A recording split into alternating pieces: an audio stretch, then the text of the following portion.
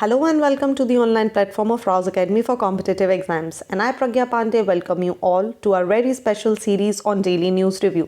बात करते हैं आज के महत्वपूर्ण आर्टिकल्स के बारे में। सबसे पहले चर्चा करेंगे आयुष्मान भारत सेंटर, जिसको यहाँ पर नाम चेंज हो गया। देखिए, यूनियन गवर्नमेंट ने यहाँ पर डिसाइड कर लिया है कि existing Ayushman Bharat health and wellness centre, जिन्हें ABHWCs के नाम से जाना जाता है, इनका नाम यहाँ पर चेंज होकर हो जाएगा आयुष्मान आरोग्य मंदिर। और यहाँ पर एक टैगलाइन दी जा रही है, आरोग्यम परम धनम।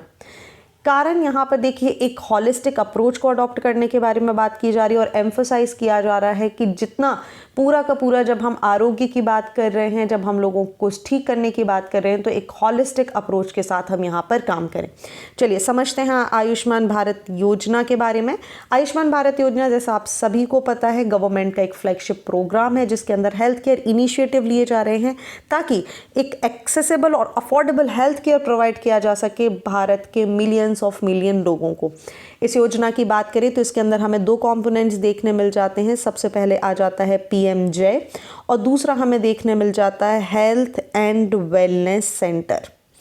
ठीक है, प्रधानमंत्री जन आरोग्य योजना की बात करें तो दुनिया की सबसे बड़ी government funded health care programme है, जिसका मुख्य उद्देश्य एक यूनिवर्सल हेल्थ केयर को यहाँ पर क्रिएट करना, universal health care coverage provide करना, एक सिग्निफिकेंट प्रपोर्शन ऑफ पॉपुलेशन।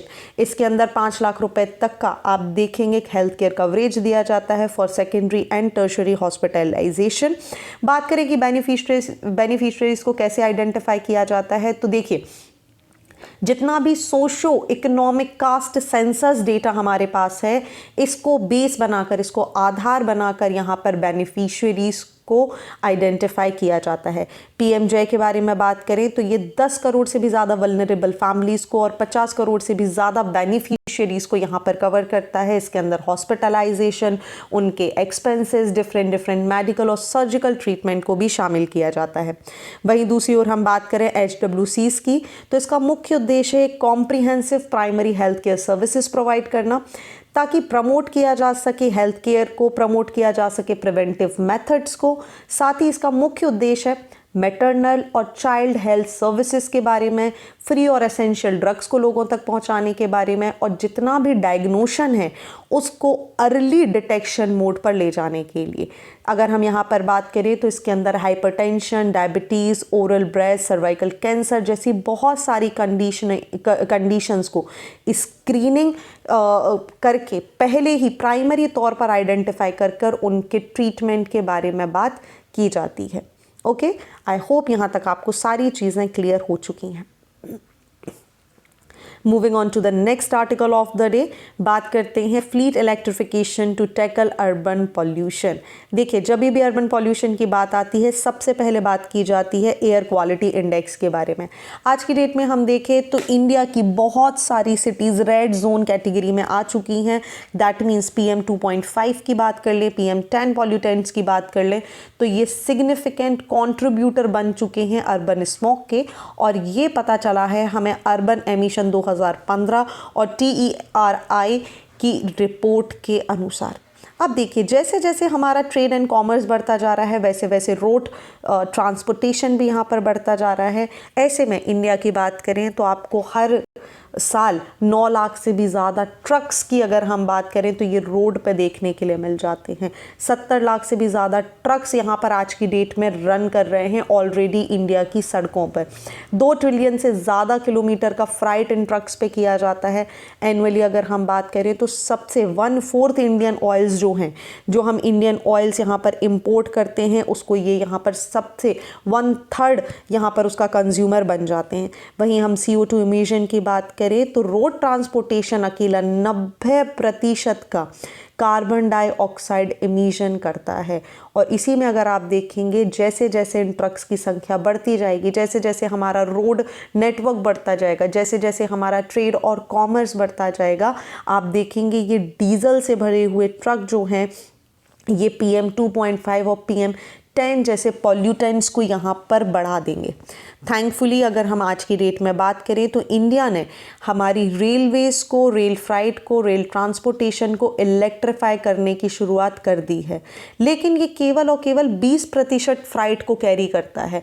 बाकी का जितना भी फ्राइट आपको देखने मिलेगा जो माल को लाने ले जाने के लिए इस्तेमाल किया जाता है वो है रोड्स। इंडिया में अगर हम बात करें तो हम बहुत बड़ा इनिशिएटिव ले चुके हैं कि हम इलेक्ट्रिक व्हीकल्स को प्रमोट करेंगे। लेकिन अभी भी एक सबसे बड़ा चैलेंज सभी के सामने देखने के लिए मिलता है, वो है इलेक्ट्रिक ट्रक्स। देखिए, एक लार्ज स्केल पर इलेक्ट्रिक ट्रक्स को लाना अपने आप में क्वेश्चनेबल मार्क है। ऑल्दो हमें गवर्नमेंट की तारीफ करनी होगी जब पब्लिक ट्रांसपोर्टेशन के लिए हमारे यहाँ ई बसेस का कॉन्सेप्ट चला दिया गया है। ओके, इसी के अलावा आप देखिए ई बाइक्स को प्रमोट किया जा रहा है, ई व्हीकल्स को यहाँ पर प्रमोट किया जा रहा है, diesel truck, petrol trucks, petrol गाड़ियों को आप देखिए कम से कम इस्तेमाल करने की बात की जा रही है। बट स्टिल एक सबसे बड़ा जो निगलेक्टिंग पॉइंट है, एक चैलेंजिंग पॉइंट है, वो अभी भी है ये 70 लाख से भी ज़्यादा जो डीजल ट्रक्स आपको आज की डेट में देखने के लिए मिल रहे हैं, जिनकी अगर हम 2030 तक बात करें तो संख्या 800 बिलियन लीटर की डीजल की खपत की हो जाएगी। अभी भी ये चैलेंज का विषय है। क्यों? देखिए, जब ये ट्रक्स चल रहे हैं तो ना केवल डीजल की खपत हो रही है, कार्बन डाइऑक्साइड एमिशन भी हो रहा है। वहीं अगर हम बात करें तो डस्ट भी आपको देखने मिल रही है, फ्रिक्शन होता है, डस्ट मिटिगेट होती है और पर्टिकुलेट मैटर के जो सोर्स हैं वो भी यहाँ पर बढ़ जाते हैं। ऐसे में ज़रूरत क्या है? देखिए, एक बहुत बड़ी अर्जेंसी है, रिक्वायरमेंट है कि हम कहीं ना कहीं इसके सॉल्यूशन के बारे में बात करें। आज की डेट में अगर हम डिमांड को देखते हुए चलें, इन स्टडीज़ को बेस करते हुए चलें तो 7,750 ई ट्रक्स की हमें आवश्यकता है इंडिया में 2030 तक, अगर हमें इस पॉल्यूशन को कम करना है। वहीं अगर हम देखें, अगर हम इन 7,750 ई ट्रक्स को ले आते हैं तो 800 बिलियन लीटर डीजल की जो खपत है इसे हम कम कर देंगे 2050 तक। हालांकि आज की डेट में अगर बात करें तो इंडिया का जो ट्रक्स की संख्या है वो 1.75 करोड़ तक पहुंच जाएगी 2050 में। ऐसे में हमें टॉप गियर पे बहुत स्पीड में ज़रूरत है कि हम एक ट्रांजिशन को अपनाएं ई ट्रक्स की तरफ। पब्लिक फंडिंग देखिए अकेला काफ़ी नहीं होगा इस ट्रांसफॉर्मेशन के लिए। हमें ऐसे बैंकेबल प्रोजेक्ट्स की ज़रूरत होगी, एक इफेक्टिव स्ट्रक्चर की ज़रूरत होगी जहाँ पर हम प्राइवेट इंस्टीट्यूशन को, प्राइवेट कैपिटल को यहाँ पर अट्रैक्ट कर सकें, सो दैट एटलीस्ट आप देखिए 6 rupees for every rupee of public money need of the hours की हमें ज़रूरत है, इसको हम कम कर सकें। इम्पॉर्टेंस क्या है? देखिए, हमें बहुत सारे एक्सप्रेसवेज बनाने की ज़रूरत है जिन्हें हम नेशनल हाईवेज़ में आप ग्रीन कॉरिडोर की बात कर सकते हैं। अलॉन्ग विद दैट हमें एक डेमोन्स्ट्रेशन देना होगा कि किस तरीके से अगर हम ग्रीन एनर्जी की तरफ बात करेंगे तो हम सभी के लिए बहुत अच्छा है। अलॉन्ग विद दैट हमें लोगों को इसमें मिलाना होगा, पब्लिक अवेयरनेस करने की ज़रूरत होगी, सो दैट देखिए बेनिफिट क्या होने वाला है। जहाँ आपका ट्रेड और कॉमर्स इंक्रीज़ होगा, जितना ट्रेड एंड कॉमर्स इंक्रीज़ होगा उतनी ही ज़्यादा जो हमारी बायोफ्यूल्स हैं, जो इंडिया के टारगेट हैं 2030 और 2050 तक के, उनको फुलफ़िल किया जा सकता है। हम नेट ज़ीरो कार्बन एमिशन की तरफ मूव कर सकते हैं। ओके, चलिए बात करते हैं TERI के बारे में। TERI की बात करें तो एक न्यू दिल्ली बेस्ड इंस्टीट्यूशन हमें देखने मिल जाएगा। It is a research institution. 1974 में जब इसको इस्टेब्लिश किया गया था बाय डॉक्टर RK पचौरी, जो कि एक बहुत ही रिनाउंड एनवायरमेंटलिस्ट हैं और farmer director general of Indian council and scientific and industrial research CSIR के डायरेक्टर रह चुके हैं। यहाँ पर 1974 में जब इसे इस्टेब्लिश किया गया था तो इसका नाम था टाटा एनर्जी इंस्टीट्यूट। 2003 में अगर हम बात करें तो 2003 में इसका नाम यहाँ पर चेंज हो गया और ये बना the energy and resource institute, जिसमें इसके नाम में ही इसका जो वाइडर स्कोप है वो समझ आता है। TERI के अगर हम फोकस एरियाज़ की बात करें तो देखिए ये रिसर्च करता है रिन्यूएबल एनर्जी के क्षेत्र में, क्लाइमेट चेंज के क्षेत्र में, सस्टेनेबल डेवलपमेंट के क्षेत्र में, एनवायरमेंटल मैनेजमेंट पॉलिसीज़ के क्षेत्र में एक सॉल्यूशन प्रोवाइड करता है कि देखिए बदलते वक्त की क्या ज़रूरतें हैं और किन चीज़ों के साथ, किन समाधान के साथ हमें आगे बढ़ना होगा।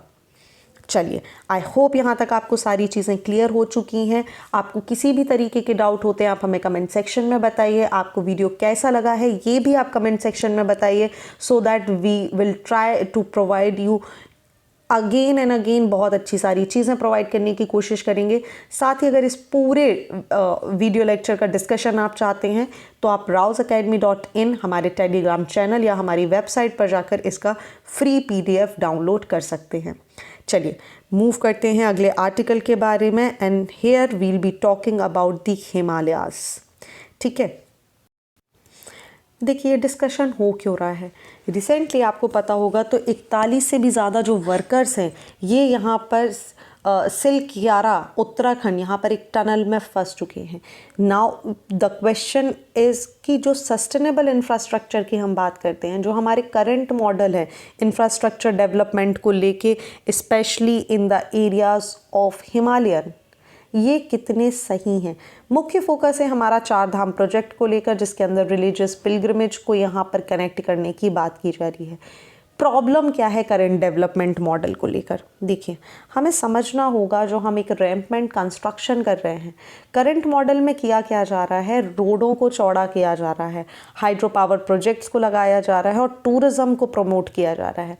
अब ऑनगोइंग अगर हम इस प्रोजेक्ट की बात करें तो इसके साथ बहुत सारे रिस्क अपने साथ एसोसिएट हो जाते हैं। सबसे बड़े रिस्क की बात करें तो वो है इंडियन हिमालयन रीजन, जो कि अपने आप में एक वल्नरेबल एरिया में आता है। जब हम चार धाम प्रोजेक्ट्स की बात करते हैं तो हम ऑल वेदर रोड कनेक्टिविटी की बात करते हैं, जिसके अंदर हम रोडों को चौड़ा कर रहे हैं, हाइड्रो पावर प्रोजेक्ट्स बना रहे हैं, और कहीं ना कहीं देखें हम सबसे बड़ी कर रहे हैं वो है एनवायरनमेंट क्लियरेंस ऑफ और सेफ्टी प्रोटोकॉल्स के साथ छेड़छाड़ करने की। इस समय आप देखिए एक जोशीमठ का इंसिडेंट हुआ था अभी रिसेंटली, जो कि अपने आप में एक बहुत बड़ा परिणाम था इस बात का कि जब हम एनवायरमेंटल क्लियरेंस को ध्यान में रखे बिना कुछ तो भी कर लेते हैं, सेफ्टी मेजर्स को बिल्कुल तीक पे रख के काम करते हैं सेंसिटिव एरिया में, तो उसके परिणाम बहुत बुरे होते हैं। इसी तरीके का एक और रिजल्ट हमें देखने मिला था 2013 में, जब यहाँ पर हुए थे फ्लैश फ्लड। हम देखिए लगातार डेवलपमेंट प्रोजेक्ट करते हैं, सेडिमेंट्स को उठा के नदियों में छोड़ देते हैं, जिसकी वजह से जल स्तर बढ़ जाता है। परिणाम होता क्या है? देखिए रिस्क आप और हम तो नहीं सफ़र करते हैं, लेकिन जो यहाँ पे रहने वाले लोग हैं उनको सफ़र करना पड़ता है। अब देखिए लैंडस्लाइड आ गई थी, फ्लैश फ्लड की सिचुएशन आ गई थी। आप देखेंगे तो वल्नरेबल जगह पर है, ऐसे में प्लेट टेक्टोनिक का जो मूवमेंट है वो यहाँ पर बहुत ही ज़्यादा वल्नरेबल है। सो यहाँ पर अर्थक्वेक आने के चांसेस भी बढ़ जाते हैं। ऐसे में अगर हम देखें तो जो चार धाम प्रोजेक्ट है वो आप देखिए अपने आप में एक बहुत बड़ा कंसर्न क्रिएट कर देता है, क्योंकि यहाँ पर माउंटेन्स की जो कंडीशन है इसको ओवरलुक किया जा रहा है, जिसकी वजह से आप देखेंगे कंस्ट्रक्शन हो तो रहा है, इंफ्रास्ट्रक्चर प्रोजेक्ट्स भी हो रहे हैं, लेकिन लोगों की जो सेफ्टी है वो अपने आप में एक क्वेश्चन मार्क बनी हुई है। नाउ द क्वेश्चंस कम कि क्या इसके लिए कोई सॉल्यूशन है? बिल्कुल हमें सेफ्टी प्रोटोकॉल्स पर बात करने की आवश्यकता है।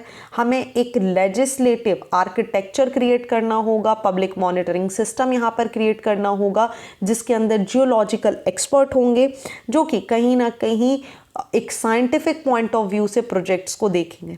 दूसरा, हमें कम्युनिटीज़ को इन्वॉल्व करना होगा, स्पेशली जब हम बात करते हैं हिमालयन रीजन की, Himalayan long standing mountain residency की, तो इनको यहाँ पर इन्वॉल्व करना होगा so that they can assess. Community driven programmes को चलाने की ज़रूरत है ताकि ये मॉनिटर कर सकें अगर किसी भी तरीके को कोई चेंजेस देखने के लिए मिलते हैं।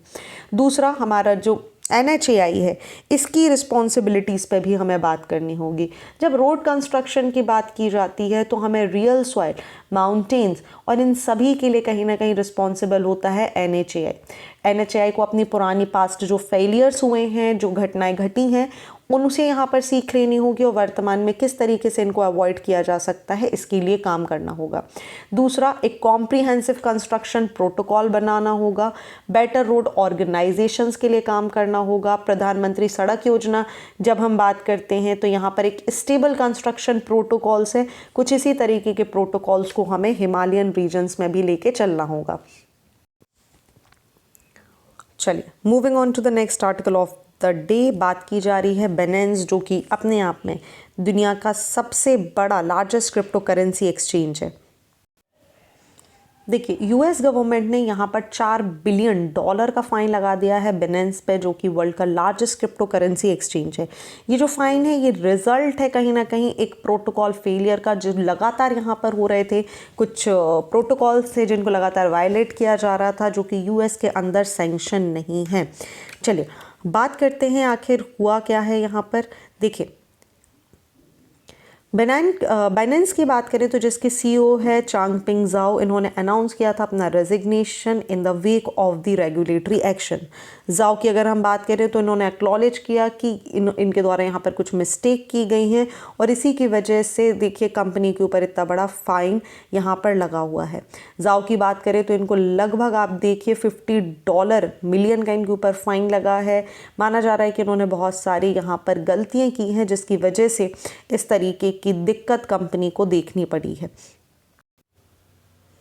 अब देखिए बिनेंस के ऊपर जो सबसे बड़ा क्वेश्चन मार्क यहाँ पर लगा है वो है कि ये जो अपना बिनेंस पे जो चार्ज हैं ये है कि ये अपने आप को मेंटेन करके नहीं चल रहे थे। एक एंटी मनी लॉन्ड्रिंग प्रोग्राम यहाँ पर जो बात करें वो यहाँ पर हमें देखने के लिए मिल रहे थे। साथ ही अनलाइसेंस्ड मनी यहाँ पर चल रही थी, ट्रांसमिट हो रही थी बिजनेस में, जिसके तहत international emergency economic power act इसका उल्लंघन हो रहा था। अगर हम बात करें जो डॉक्यूमेंट हैं यूएस के हिसाब से, यूएस ट्रेजरी के हिसाब से, तो यहाँ पर ये जो एक्सचेंज है ये कहीं ना कहीं सस्पिशियस समझ में आ रहे थे और इसी की वजह से जो लॉ इन्फोर्समेंट बॉडीज़ हैं उसको यहाँ पर इन्वॉल्वमेंट दिखाना पड़ा। आगे अगर हम बात करें जो $1 मिलियन का क्रिप्टो ट्रांजैक्शन हमें देखने मिला है, इसके अंदर क्रिमिनल एक्टिविटीज़ देखने मिली हैं across the Russian based dark net market place which is the hydra, और यूज़र बेस सैंक्शनड हमें यहाँ पर देखने मिले हैं सच एज ईरान, जिनको रिपोर्ट नहीं किया गया था। और इसी इलीगल ट्रांजैक्शंस में कुछ लिंक सामने आई हैं चाइल्ड अब्यूज़ को लेकर, चाइल्ड सेक्सुअल अब्यूज़ को लेकर, इलीगल नारकोटिक्स, टेररिज्म और क्रॉस बॉर्डर ट्रांजैक्शंस को लेकर, और इसी की वजह से आप देखेंगे इनके ऊपर इतना बड़ा फाइन लगाया गया है। अलॉन्ग विद दैट जो टेररिस्ट ग्रुप है जैसे हमस, अल कसाम, इनके ऊपर भी देखिए इनके साथ ट्रेड करने का, इनके साथ मनी एक्सचेंज करने का यहाँ पर आरोप लगा हुआ है। ओके, सो आप याद रखेंगे जब हम बिनेंस की बात करते हैं तो दुनिया का सबसे बड़ा क्रिप्टो करेंसी मार्केट कहा जाता है, क्योंकि ये न्यूज़ में है। आपको याद रखना होगा 2017 में इसको यहाँ पर फाउंड किया गया था बाय दी चैंगपिंग ज़ाओ, सीज़ेड जिन्हें हम जानते हैं वेल नोन फिगर है क्रिप्टो करेंसी स्पेस में। वहीं ये यूज़र को अलाउ करता है क्रिप्टो करेंसीज़ को खरीदने और बेचने के लिए। ओके, चलिए बात करते हैं डिसेंट्रलाइज्ड फाइनेंस के बारे में। DEFI, what is this term, जिसको हमने यहाँ पर बार बार यूज़ किया था। देखिए डिसेंट्रलाइज्ड फाइनेंस की बात करें तो ये सेट है फाइनेंशियल सर्विसेज का और एप्लीकेशंस का जिनको ऑपरेट किया जाता है ब्लॉकचेन टेक्नोलॉजी की मदद से। स्पेशली अगर हम बात करें तो प्राथमिक स्तर पर पब्लिक और डिसेंट्रलाइज्ड नेटवर्क, जैसे आपने इथीरियम का यहाँ पर नाम सुना होगा। DFI की बात करें तो इनका मुख्य उद्देश्य होता है इनोवेटिव ट्रेडिशनल फाइनेंशियल सिस्टम को यहाँ पर रिक्रिएट करना, जैसे बैंकिंग सिस्टम हो गया, ट्रेडिंग हो गया, इंश्योरेंस हो गया, इन सभी को यहाँ पर आप देखिए एक कहीं ना कहीं डिसेंट्रलाइज्ड फॉर्म पर क्रिएट करना। की कैरेक्टर या जो कंपोनेंट्स यहाँ पर शब्द इस्तेमाल किए जाते हैं DFI की बात करें तो वो क्या हैं। सबसे पहले बात की जाती है डिसेंट्रलाइजेशन के बारे में। DFI का प्लेटफॉर्म का मुख्य उद्देश्य है, क्योंकि इसका नाम ही आता है डिसेंट्रलाइजेशन नेटवर्क, मतलब यहाँ पर ब्लॉकचेन का इस्तेमाल किया जाता है। कोई सिंगल एंटिटी नहीं होती या कोई सिंगल अथॉरिटी यहाँ पर कंट्रोल में हमें देखने के लिए नहीं मिलती है। रिजल्ट इनटू जो मल्टीपल इंटरमीडिएटरीज की हमें ज़रूरत पड़ती है, स्पेशली जब आप बैंकिंग या फाइनेंशियल इंस्टीट्यूशन की बात करते हैं, उससे ये एलिमिनेट कर देता है। दूसरी अगर हम बात करें तो ये एक स्मार्ट कॉन्ट्रैक्ट्स यहाँ पर क्रिएट करता है। लाइक यहाँ पर सेल्फ एग्जीक्यूशन कॉन्ट्रैक्ट्स आपको देखने मिल जाते हैं जो कि डायरेक्टली यहाँ पर लिखे जाते हैं। स्मार्ट कॉन्ट्रैक्ट्स की बात करें तो ये ऑटोमेटिक वे में प्रोसेस होते हैं, रूल्स और यहाँ पर एक ट्रस्टलेस इंटरेक्शन आपको देखने के लिए मिल जाता है। परमिशनलेस एक्सेस हमें देखने के लिए मिल जाएगा, विच मीन्स एनीवन जिस with an internet subscription compatible अगर वो है डिजिटल वॉलेट चलाने के लिए तो वो DEFI सर्विसेज यूज़ कर सकते हैं। ऐसे में जो व्यक्ति यहाँ पर DEFI सर्विसेज को यूज़ कर रहा है उनका पूरा कंट्रोल हो जाता है उनके फंड्स के ऊपर बिना किसी ट्रेडिशनल अकाउंट क्रिएशन की आवश्यकता को लेकर। दूसरी अगर हम बात करें तो एक इंटर ऑपरेटेबिलिटी हमें देखने के लिए मिल जाती है। जैसे इथीरियम की बात करें तो एक यूज़र फ्रेंडली डेटाबेस ये यहाँ पर प्रोवाइड करते हैं।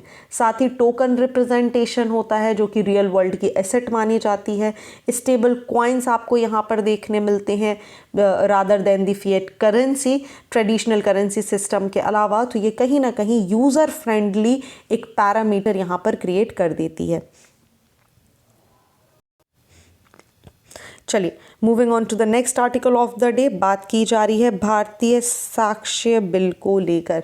देखिए जो प्रपोज्ड भारतीय साक्ष्य बिल है जो यहाँ पर बात कर रहा है इंडियन एविडेंस एक्ट 1872 को रिप्लेस करने की, ये बोल रहा है विच जो कि यहाँ पर बार करता है courts from enquiring into any privileged communication between minister and president of India. हालांकि अगर हम आर्टिकल 74 क्लॉज 2 की यहाँ पर बात करें इंडियन कॉन्स्टिट्यूशन की, जो बोलता है that union government seeks to give its legal backing by making it part of the evidence book. देखिए हो क्या रहा है, आखिर आपको पूरी चीज़ यहाँ पर समझनी होगी। जो प्रपोजल बिल है इसके अंदर कहीं ना कहीं जो डेफिनेशन है प्रिविलेज्ड कम्युनिकेशन की, जिस शब्द को यहाँ पर इस्तेमाल किया जा रहा है कि प्रिविलेज्ड कम्युनिकेशन क्या होगा, इसके अंदर कोई क्लैरिटी हमें नहीं देखने मिल रही। एक प्रिसाइज डेफिनेशन नहीं है जो एम्बिग्यूटीज़ को यहाँ पर दूर कर सके। अलॉन्ग विद दैट इसने हाईलाइट किया है और लीगल एक्सपर्ट्स ने भी यहाँ पर बोला है that constitution states the provision the legal enforcement through the भारतीय साक्ष्य bill could still be subject to interpretation.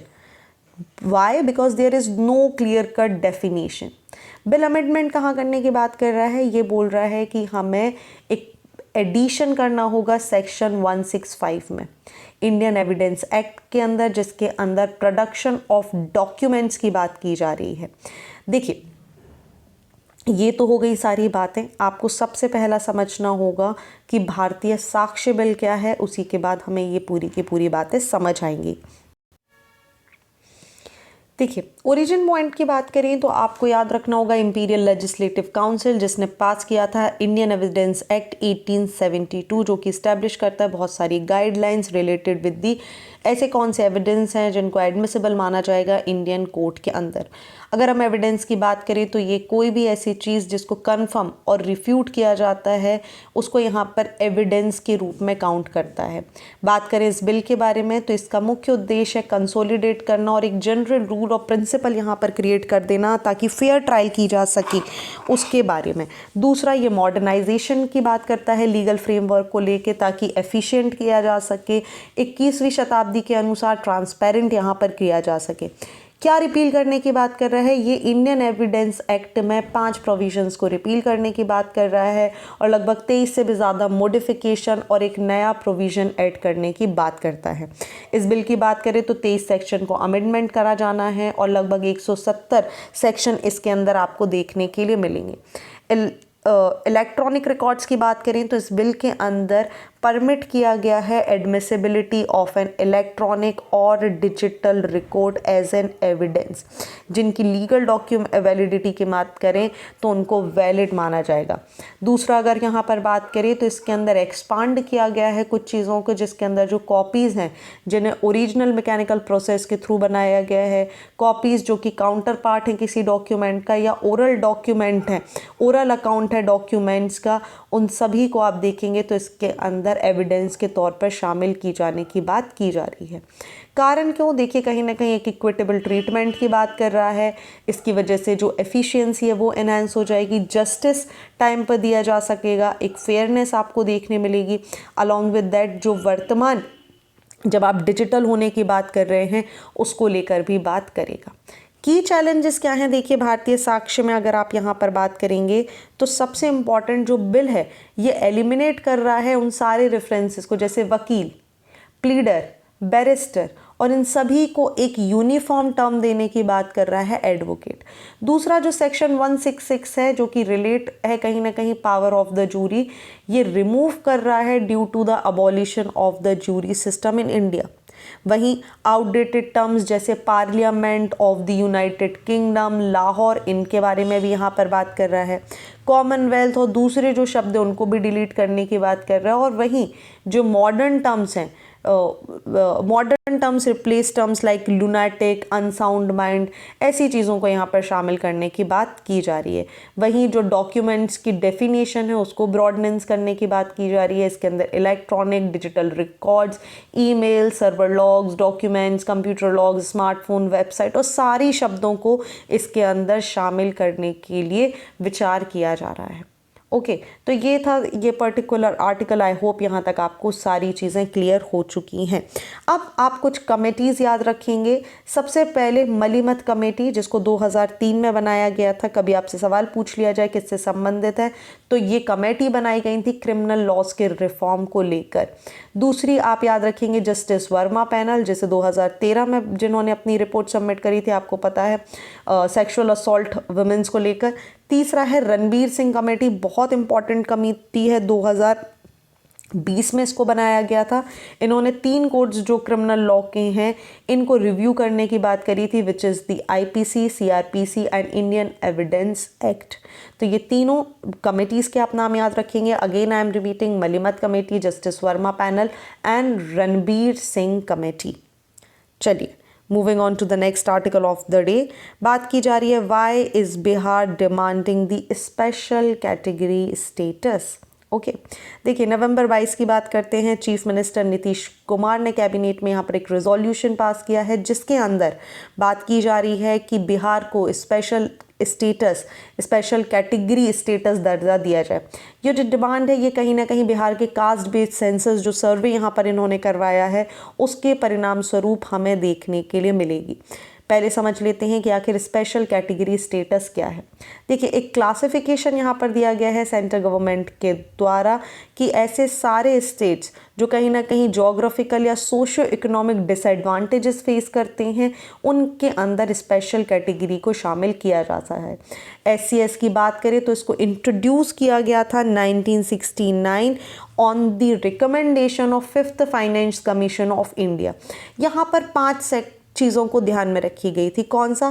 भाई ऐसी कम्युनिटीज़ या ऐसे इलाके जो हिली एरिया में या डिफ़िकल्ट टेरेन में रह रहे हैं, पहले तो वो।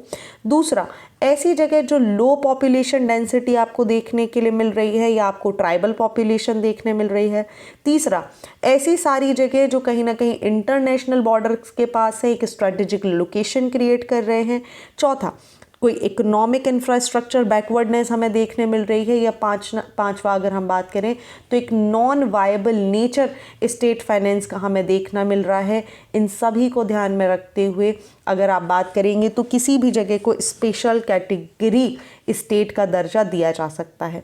और इसी को ध्यान में रखते हुए देखिए 1969 में अगर हम बात करें तो 3 स्टेट्स, कौन कौन से 3 स्टेट्स? जम्मू कश्मीर, असम और नागालैंड, इनको SCS कैटेगरी का दर्जा दिया गया। Following by the other 8 states Arunachal Pradesh, Manipur, Meghalaya, Mizoram, Sikkim, Tripura, Himachal Pradesh और उत्तराखंड को भी SCS कैटेगरी का दर्जा दिया गया इन दी नेशनल डेवलपमेंट काउंसिल। अब आप देखिए तो ये सारे के सारे जो स्टेट्स हैं जो हमने अभी 5 कंडीशंस यहाँ पर डिस्कस करी हैं उन सभी को फुलफिल कर रहे हैं। नाउ द क्वेश्चंस कम कि क्या इसके कोई बेनिफिट हैं या अननेसेसरी स्टेट्स को इसका यहाँ पर डिमांड की जा रही है। तो देखिए SCS की बात करें तो इसके अंदर बहुत सारे ग्रांट्स स्टेट्स को दिए जाते हैं बाय दी सेंट्रल गवर्नमेंट, जिसके अंदर जो 30% की अगर हम बात करें तो सेंटर का असिस्टेंट यूजुअली जो आपको देखने मिलता है वो एम्बार्कमेंट यहाँ पर रिमूव हो जाता है और सेंट्रल गवर्नमेंट बहुत सारी चीज़ों में एडिशनली आपको हेल्प करती हुई नज़र आएगी। अलॉन्ग विद दैट अगर हम बात करें तो जो प्लानिंग कमीशन है उन्होंने यहाँ पर रिकमेंडेशन दिया था 14th and 15th finance commission ने कि ये जो असिस्टेंट है SCS स्टेट का, इसको यहाँ पर सब्ज्यूम कर दिया जाए और इसको इंक्रीज़ करने की भी बात की गई थी by the 14% in the 15th finance commission. मतलब अभी तक जो 32% का सपोर्ट दे रहे हैं उसको बढ़ा दिया जाए। वहीं जो सेंटर स्टेट फंडिंग स्कीम्स होती हैं उसमें भी देखिए आपको पता होगा जो स्पेशल कैटेगरी के स्टेट्स होते हैं यहाँ पर 90:10 का रेशो होता है। मतलब 90% सेंट्रल गवर्नमेंट देती है, 10% स्टेट का पार्ट रहता है। वहीं और फेवरेबल कंडीशन में चले जाएं तो कई बार 60-40 का प्रपोर्शन हमें देखने मिल जाता है या कई बार 80-20 का स्प्लिट भी हमें देखने के लिए मिल जाता है। इसी के अलावा बहुत सारे इंसेंटिव्स SCS स्टेट्स को दिए जाते हैं, बहुत सारे इनकम टैक्स रेट्स में डिफरेंस देखने मिलता है, कॉरपोरेट रेट्स यहाँ पर डिफरेंस हो जाती हैं, बहुत सारे कंसेशंस भी देखने के लिए मिलते हैं। अब इन्हीं सबको ध्यान में रखते हुए अगर हम देखें तो बिहार में यहाँ पर बहुत सारी political party time by time आप देखें बिहार की पॉवर्टी को देखते हुए, बैकवर्डनेस को देखते हुए, नेचुरल रिसोर्स की कमी को देखते हुए, लगातार जो पानी की कमी, इरिगेशन की कमी, फ्लड यहाँ पर जो लगातार होता है, सीवियर ड्रॉट की सिचुएशन है, इन सारी कंडीशंस को ध्यान में रखते हुए यहाँ पर पॉपुलेशन ज़्यादा होने की वजह से भी लगातार डिमांड करते हैं कि SCS कैटेगरी में इसे डाल दिया जाए, सो दैट बिहार के अंदर अगर आप देखेंगे कि बिहार ना केवल आज की डेट में पुअर कैटेगरी में है बल्कि it is in the poorest category, जहां पर कैपिटा GDP केवल 54,000 रुपये आपको देखने के लिए मिलेगी। ऐसे में जो फ्रेश डिमांड है ये यहाँ पर फिर से की जा रही है, जिसके अंदर बात की जा रही है कि 94 लाख से भी ज़्यादा फैमिलीज़ आज की डेट में जो रिसेंट डेटा है उसके हिसाब से आप देखेंगे ये पुअरर कैटेगरी में है। नाउ द क्वेश्चंस कम कि क्या केवल बिहार है जो इस बात को की डिमांड कर रहा है? बिल्कुल नहीं। बिहार के अलावा आंध्र प्रदेश ने भी इस तरीके की ग्रांट के बारे में पहले बात करी थी। हैदराबाद, तेलंगाना, उड़ीसा की अब भी अगर हम बात करें, इन्होंने इस पर्टिकुलर चीज़ की डिमांड की है। हालांकि अगर हम बिहार की इस क्वेश्चन के बारे में बात करें क्या उनकी डिमांड सही है या गलत है, तो ये सारी की सारी बातें आप मुझे कमेंट सेक्शन में बताएंगे कि क्या बिहार की ये जो डिमांड है क्या ये जस्टिफिएबल है या नहीं है। अगर हाँ तो क्यों, और अगर नहीं तो क्यों नहीं। और इसमें आप रेफरेंस ले सकते हैं रघुराम राजन कमेटी के रिकमेंडेशन का, जिन्होंने 2013 में रिकमेंडेशन दिया था और बोला था मल्टी डायमेंशनल इंडेक्स के थ्रू हमें कुछ फंड्स क्रिएट करने की ज़रूरत है जो कि बिहार की सोशियो इकोनॉमिक बैकवर्डनेस को ख़त्म कर सकता है। Okay, so I'll be waiting for your answer. You have to submit your answer in the comment section. चलिए, moving on to the next article of the day, बात करते हैं डिसेंट्रलाइजेशन ऑटोनोमस ऑर्गेनाइजेशन किस तरीके से ये हमारे डिजिटल वर्ल्ड को चेंज कर रही हैं। ठीक है, चलिए समझ लेते हैं आखिर सबसे पहले DAOs होते क्या हैं। DAOs की यहाँ पर बात करें तो ये एनकोडेड ऑर्गेनाइजेशंस होती हैं जो कि ब्लॉकचेन मेथड का इस्तेमाल करती हैं, जिन्हें गवर्न किया जाता है by the smart contract disrupt traditional structure. From decentralisation finance to art and governance, DAO की अगर हम बात करें तो ये कहीं ना कहीं हमारी इंडस्ट्रीज़ को या बॉर्डरलेस कोऑपरेशन को रीशेप करने का काम करती हैं। डिसेंट्रलाइजेशन, ट्रांसपेरेंसी, इंक्लूसिविटी की बात करें, कोलैबोरेशन की बात करें तो इन सभी के सभी को डिसेंट्रलाइज्ड ऑटोनोमस ऑर्गेनाइजेशन के अंदर शामिल किया जाता है। DAOs की बात करें तो ये एक बिना किसी सेंट्रल कंट्रोल के चलती हैं, इनको एक स्मार्ट कॉन्ट्रैक्ट के थ्रू यहाँ पर गवर्न किया जाता है, जिसकी वजह से ये बिना किसी हर्डल या फिर बिना किसी मिसमैनेजमेंट के, सप्लाई चेन मैनेजमेंट की सहायता से एक ट्रांसपेरेंट डेमोक्रेटिक सिस्टम और ट्रांसपेरेंट जो आपका डिजिटल सिस्टम होता है उसे क्रिएट कर देती हैं। क्वेश्चन इज़ दैट कि क्या भाई सारी चीज़ें सही हैं, क्या हमें इनसे कोई प्रॉब्लम नहीं होती है। देखिए, डिसेंट्रलाइजेशन की बात करें तो चूंकि ये सप्लाई चेन मैनेजमेंट पर बात करती हैं, दैट मीन्स ऑथेंटिसिटी और क्वालिटी यहाँ पर बरकरार होती है। वहीं अगर हम बात करें तो एक foster transparent democratic self execution system हमें देखने के लिए मिलता है जो कि ट्रेडिशनल सिस्टम से काफ़ी अच्छा होता है, क्योंकि ये सेंट्रलाइज अथॉरिटी से दूर होकर चलती हैं। कलेक्टिव डिसीजन मेकिंग आपको यहाँ पर देखने मिलता है। दैट मीन्स जो डोमिनेंस है सिंगल सेंट्रल एंटिटी की, वो यहाँ पर कम हो जाती है और सारी चीज़ें ट्रांसपेरेंट मोड में और बहुत ही जल्दी बिना किसी बैरियर के फुलफ़िल हो जाती हैं। हालांकि ऐसा नहीं है कि इनकी सारी चीज़ें बहुत अच्छी हैं, इनसे रिलेटेड कुछ कंट्रोवर्सीज भी जुड़ी हैं। जैसे हैक ऑफ 2016, एक इनफेमस डीओ हैक हुई थी यहाँ पर, जिसके अंदर वल्नरेबिलिटीज़ हमें पता चली थी कि कहीं ना कहीं जो आप डिजिटल वर्ल्ड की बात करते हैं तो ब्लॉकचेन सिस्टम को भी हैक किया जा सकता है। लीगल और रेगुलेटरी अनसर्टेन हमें देखने के लिए मिल जाते हैं, क्योंकि जैसे इनके अंदर कोई क्लासिफिकेशन की बात कर लें, taxation, legal liabilities, KYC regulation, वो बहुत ही कम देखने के लिए मिलता है। वहीं कॉम्प्लेक्सिटीज़ हमें देखने मिल जाती हैं लीगल नेटवर्क को लेकर। तो ये सारी चीज़ें, जहाँ एक तरफ ये हमारे डिजिटल वर्ल्ड को तो इम्प्रूव कर रहे हैं, लेकिन दूसरी तरफ हमें ये भी चीज़ याद रखनी होगी कि जब आप डिजिटल वर्ल्ड की बात करते हैं तो आपको बहुत सारे लीगल इश्यूज़, डिजिटल इश्यूज़ भी देखने पड़ते हैं। ठीक है, तो ये थे आज के इम्पॉर्टेंट आर्टिकल। आई होप आपको सारी चीज़ें क्लियर हो चुकी होंगी। बात करते हैं आज के क्वेश्चंस ऑफ द डे के बारे में। So here are 2 very important question in front of your screen. What all you have to do, आप अपने आंसर लिखेंगे, click there photograph and upload it on our website. So thank you for watching this video. Do not forget to hit like button, comment your valuable feedback and also press the subscribe button to never miss any updates. Thank you and see you tomorrow.